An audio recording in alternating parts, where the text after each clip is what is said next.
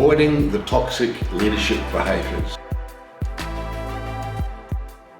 We learn so much from people around us. We learn so much from leaders or managers that we've had in our past, from mums and dads. We see a lot of command and control and a lot of behaviours that don't help people be the best they can be. And that's why I wrote the book, so you can be the best you can be. And part of that is working out, what do I need to change? So in this series, we're going to be looking at the 10 toxic behaviours that you need to find the answers to so you can be the best leader possible. The one I'm going to start with today, just to give you a feel for it, is the one that impacted on me the most. And that was, people live up to or down to expectation. And in my schooling years, I lived down every year to the expectation of those teachers. I was successful at being as bad as they thought I would be. And in my first 6 months at Woolworths, I lived up to their expectation, and wow, there was all of a sudden a brand new person who had been available all those years.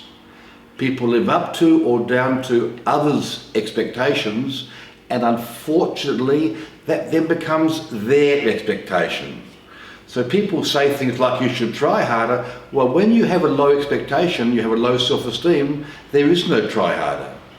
So the very first gem I want to give you is, if you have anybody around you, that could be a son or a daughter, it could be a workmate, it could be one of your peers, and they are not really kicking goals, don't wait for them to kick the next non-goal. Find a way of helping them understand, what can you do? Let's do it together. Let's identify what the gap is in your skill so you can be better than you were yesterday. And I believe you can be better than you were yesterday. So let's you and me work on that.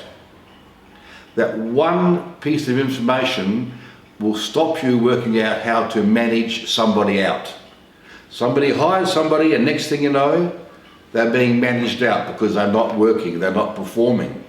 Well, that was the same person that was hired, the same person that was seen to be the right person, and now suddenly that person's not.